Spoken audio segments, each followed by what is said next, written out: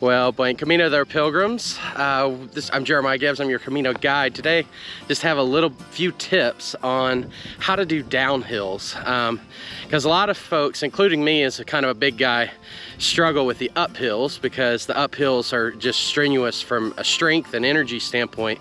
But most folks will tell you that it's far more dangerous to do the downhills, especially if you're older, if your joints had some injuries or anything like that. The downhills are the places where people get hurt.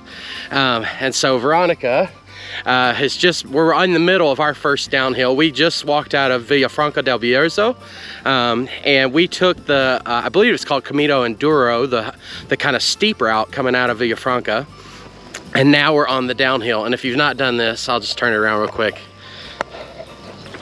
Oh man, that's downhill. So yeah, we got a big downhill coming here. We got uphill behind us. Uphill behind us. We've been coming down for less than a kilometer probably, yeah. But for some of you, your first downhill is going to be that one coming down in Roncesvalles. Others, that really steep downhill in Molina Seca. There's a lot of steep downhills in that early part of the Camino, and this one certainly is a steep downhill. A few things that you should keep in mind when you're doing the downhills. First of all, highly recommend trekking poles, and specifically if you have your trekking poles, make them just maybe 2 inches longer. Because the goal with your trekking poles is you want the trekking pole to hit the ground shortly before your feet do.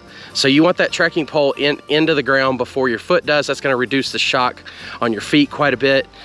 Second thing is just some techniques that are gonna reduce impact on your knees. So try to just have your soft knees, soft ankles, soft steps as you're going down. That's a particularly hard one because the downhill is tempting you to do everything else.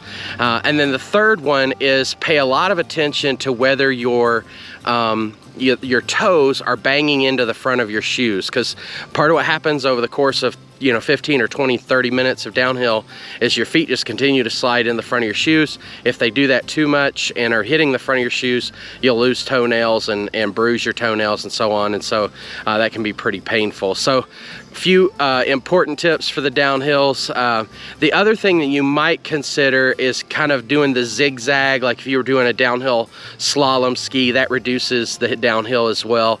Even if you're just going back and forth within the same 6 feet. It kind of feels weird because you end up walking a lot more, but that can be a great way to reduce the downhill too. So hopefully you find those things helpful. I do have a video on injury on your first day that talks a little bit more about this, so I'll post that one right here in the end screen, and check that one out if you want to learn a little bit more.